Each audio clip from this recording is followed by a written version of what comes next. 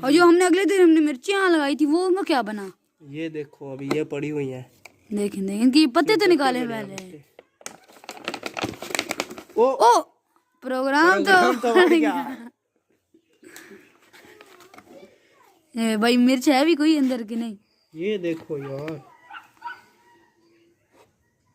मिर्ची उग रही थी वैसे, लेकिन आप क्या कर सकते हैं भाई वैसे सबर नहीं, नुकसान। प्रोग्राम तो बढ़ गया तो इसको एक दफा फेंक दें, एक दो दफा।